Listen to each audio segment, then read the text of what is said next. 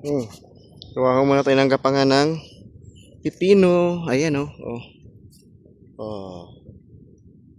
Nagbuhol-buhol na ho yung nylon. Oh, habang gumagawa po ng gapangan po ng pipino, ayan oh.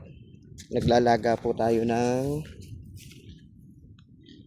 substrates. Ayan oh.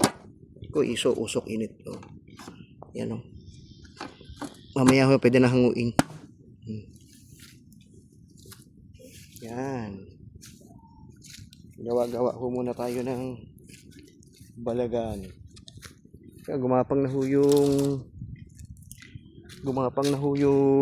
ano ba tawag na ito? Sigarilyas. Ayan oh. Sigarilyas yan. Yun po, dami pa oh. Tatanim ko pa yung ano, yung siliw natin may bunga na. Ayan oh. Yung niransak ko ng baka nung isang araw. Ayan, may bunga oh. Oh. Ayan pa yung ibang sigarilyas. Kailangan lagyan to ng gapangan pataas. Bigyan siya ng tigi-isang gapangan. Mukhang makapal. Yan po ang oh.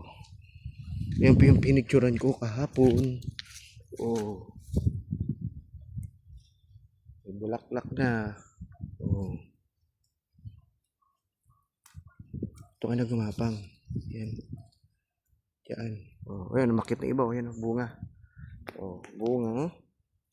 Bunga. Bunga. Bunga. Tapos, sa isang bunga. Itong bunga, oh. Ayan, oh. Oh. Oh, yan. Kintab na yun, oh. Ayun, ginagawa ko sa kabila kasi gagapang na yun. Yung mga survival ng apak ng baka. Ang iba namatay. Ayan oh, survival lang ngayon oh. Yung iba patay nga eh. Ito oh, namatay, sayang.